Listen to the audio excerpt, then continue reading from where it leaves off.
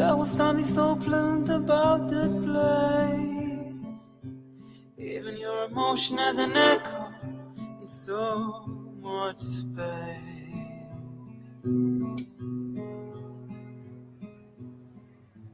When you out there without care, I was out of touch. But it wasn't because I didn't know, no. I just knew too much. Does that make me crazy?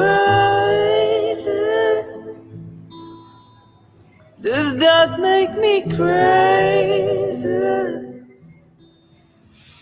Does that make me crazy? Possibly.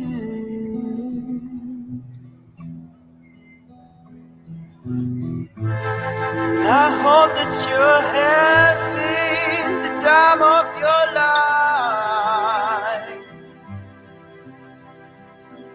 Think twice. That's my only answer. Hello, everybody. A few shout outs to you before we begin. Guys, I know usually I don't come to you this late. Usually at about this time, I'm usually pulling into my driveway at the house. But as you know, this afternoon, I went down to the State House. The president was giving a press briefing, and I wanted to be part of that and witness that. And we left from there, went somewhere else, and I had to swing by my office to grab my bag because I didn't think I would be there as long as I was. I didn't think I was going to be at State House for as long as I was. So I swung by the office, which is I'm in my office now, to grab my keys and my bag. And as I was scrolling, as is my custom, and you know how I do this, scrolling through the wormhole, going down my news feed, I come across a story. I come across an article that talks about Bowman Lusambo. And I have to share this with you because it's one of those things that if we don't talk about it, the question then is, who will? If we don't highlight these issues, the question then arises, who will? Well, I put my name forward and say, I will be one that will ask this question and highlight this issue. And here it is. I'm going to throw it up here for you. All right. If my mouse works, that is. I think I need some new batteries, you know. Goodness. All right, here it is. Let's just throw it up there. I saw this, and initially, I must be honest with you, it's one of those deals that when you first read it, it sort of takes you back, but then when you realize who said it, it makes perfect sense because, you know, that's just Bowman Lusambo. Anybody else that would make such a foolhardy statement, I mean, that would be earth-shattering. That would be shocking. But the moment you learn that Bowman Lusambo said this, then you relax and say, well, that's not out of character for Bowman. That's just Bowman. Bowmanics, I call it. Those are Bowmanics. Okay, Bowman says it's better to be with a thief who was providing for you. It's better to be with someone that's a scoundrel. Well, why don't you go further? It just doesn't stop here. The moment you begin to justify this, you're going down a slippery slope. The moment you begin to say, well, it's better to be with a thief that provides for you, what you're doing is you're opening the floodgates to all types of debauchery. And it doesn't stop there. Why don't we go further and say, well, in that case, it's better to be with a child molester, as long as you've got a roof over your head. It's better to be with a bank robber, as long as he pays your light bill. It's better to be with the man that physically abuses you as long as you call him your husband. Do you see how ridiculous this becomes? Do you see how preposterous this becomes? Do you see how foolhardy this becomes? It doesn't stop there. It goes all the way to the zenith. Now, let me hasten to add here. Let me hasten to add. In the PF, this type of thinking was not only acceptable, but it was embraced. There's a statement for you. During the NPF, the Notorious Patriotic Front, this type of archaic thinking was not only celebrated, it was not only accepted, it was embraced. And here's the thing.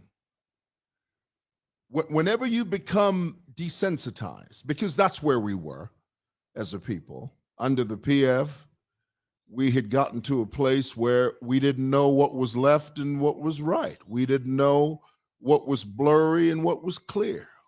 There were no lines of distinction. Everything was a hodgepodge of confusion, and do it the way you want. Vina vemena inverera. Just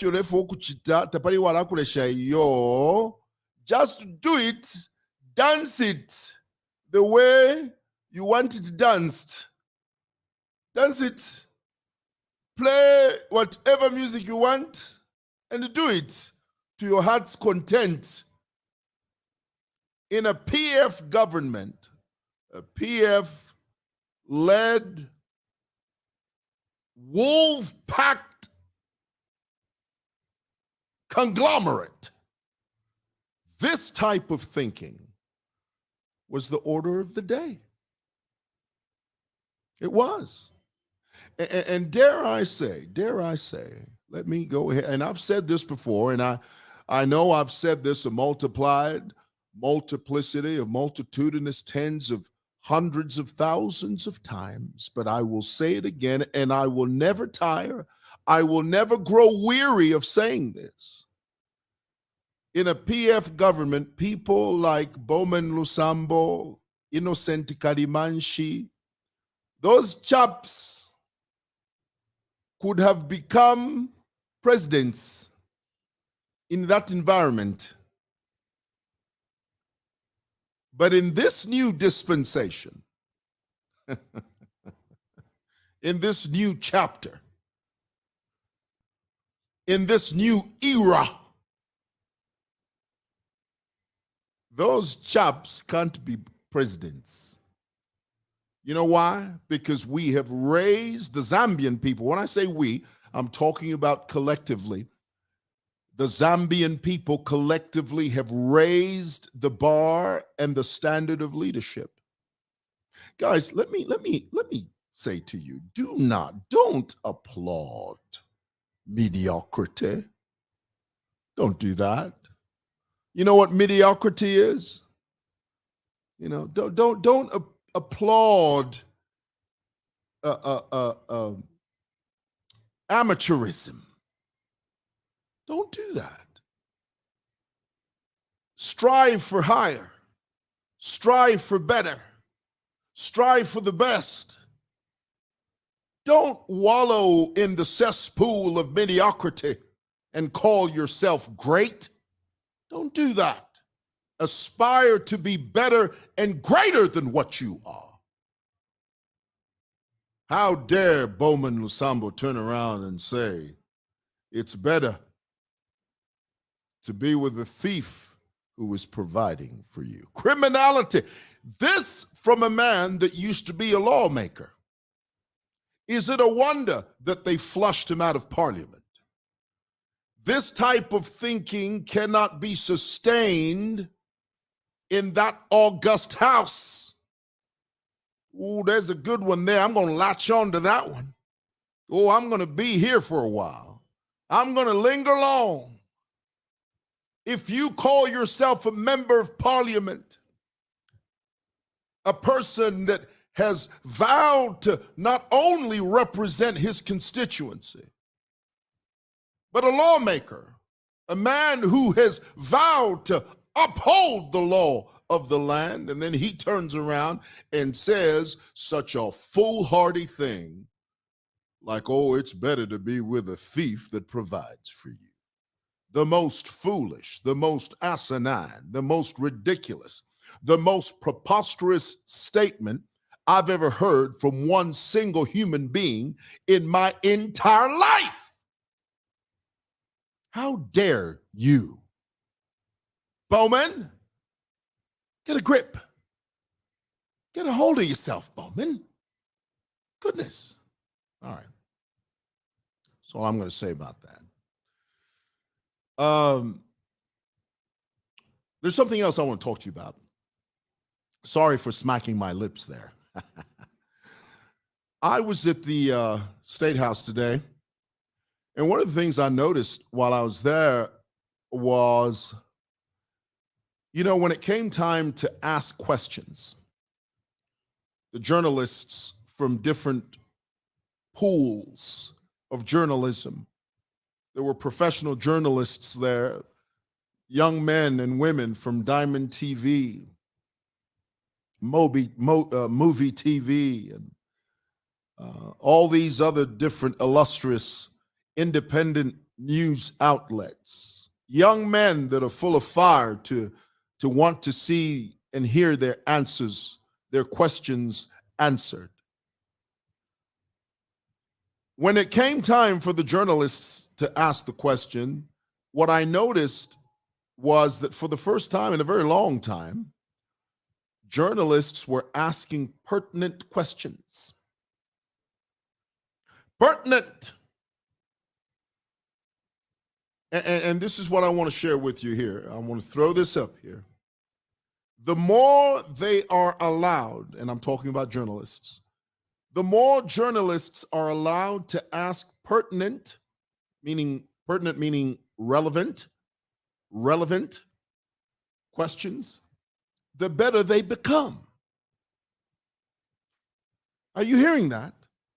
When you foster, when you cultivate an environment where you allow journalism to thrive and mushroom and germinate into maturity, and you give them a platform to ask you pertinent questions, they thrive. And the more they do it, the better they become. But as long as you're stifling them, you know the word stifling? As long as you're muzzling them, as long as you're capping them, as long as you're gagging them, as long as you are hindering them, they will never germinate. They will never mature. They will always ask base questions. They will always ask questions like, so tell us who you are. Tell us. Let's move away from that. I want to see investigative journalism. And the president said something today that really all of us are guilty of. And this is something that I personally have to improve. Everybody has to improve on this. The president said, it is your job as journalists, before you post a story, before you run a story, verify it. For goodness sake, verify it. But, we're living in an age where you have to be first. Even if it's not correct, even if it's inaccurate. And I've been guilty of this. I've done this, and I raise my hand and I say, yes, I'm guilty of it, and I've done it before, and I apologize for it. I have done everything within my power, and I've shared this with you, that the times when I feel that I've posted something out of turn or posted something that was or is inaccurate, I do raise my hand and I say, hey, listen, what I posted, that was a mistake, that was wrong. I'm sorry. But the president was really, he sort of dug into this. I mean, he pushed in close and he said, before you run a story, why don't you due diligence, run it by the relevant authorities, ask deep questions before you post it. But oh no, not in this age, honey. I mean, everybody struggles with this. Everybody wants to be first. I remember Denzel Washington saying, we're living in an age now where if you don't hear or read the news, you are uninformed. But if you do hear and read the news, you are misinformed. That's a catch-22, boy. Damned if you do, and damned if you don't. Anyway, I thought this was interesting, and I think that we're on the right road, honestly, really. I think we're on the right trajectory. I was very proud to sit in the crowd today and listen. Some of these journalists, the young man, Jonah, many of them asked very important questions. Even the lady that asked about Barotsi land, she asked a question because that's a question. Every pertinent question begs an answer, especially from the head of state. And I love the fact that the president said, there's so much noise out there on social media. And this is why I think it's important for the president not just to court the press every so often. He needs to do it more than he does. Because if you go through long periods of time where there's a vacuum in terms of the voice of the head of state, where you don't hear the voice of the head of state as often as you should, and mostly you're hearing these dissidents, these politicians that have one agenda and one agenda alone. It's got nothing to do with providing proper checks and balances. For many of them, it's all about the anger and the bitterness and the jealousy of the fact that this man, Mr. Hakainde Hichilema, is now the president. So their criticism is steeped. It's entrenched in this idea that, he shouldn't be president, so we must do everything within our power to remove him, even if it means lying and maligning and creating falsities just so that we sway the public's opinion of him and remove him by any means necessary. That doesn't work. That has short legs, okay? And the people see you for who you are. But I love that the president said that. I love that the president said, we really just, you need to get a hold of this thing. You do. And I've said it before, and I'll say it again. While we agree that there are no perfect governments, and there aren't, it doesn't matter where you go in the world, there's no such thing as a perfect government.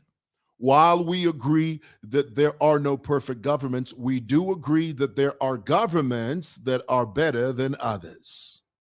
And I can honestly say, without any fear of trepidation, contradiction, or equivocation, this administration is a whole lot better than the one we had before. And that's the truth. That is the absolute truth. All right. I just wanted to give you a quick update. Tomorrow I go to court. Again, I'm going to I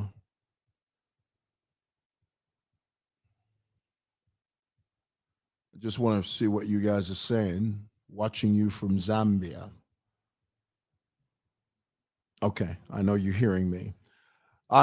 Many of you know I've been in court now for over a year with Tasila Lungu.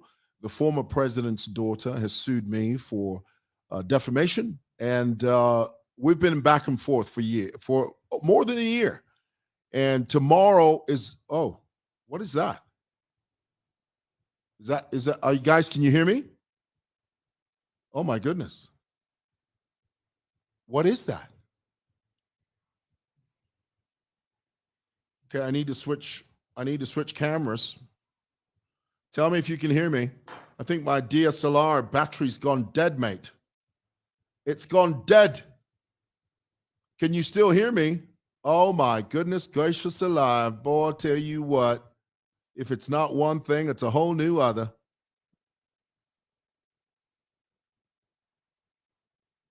Guys, can you see me? Can you see me now? Okay, my camera, my DSLR died. I think the battery's flat on that, in that. We can hear you. We can hear you. Hey, Bo Allen, I see you. Now we can see you. Yeah, but I'm using my my inbuilt camera from my laptop. Yeah. So anyway, tomorrow I'm going to court, and there's a tomorrow's a big day for us. I can't share what it is until, of course, it happens. I do not want to be held in contempt, because as these things go, sometimes it's very possible to be held in contempt, and I don't want that. So, but tomorrow is a big day, and I'm very confident. I'm confident that it's going to go our way. I really am. So let's see how that goes. Guys, thank you for watching. Just wanted to give you that quick update. I'm going home now. I shouldn't even be here. I should have been. Listen, I never come to you guys this late at night. I don't do it. You know why? Because I'm supposed to be at home. Goodness. Can't spend my whole day over here. Goodness gracious alive, boy. Tell you what. All right. Are we good? We're good. All righty. Thanks for watching. Take care of yourselves and each other.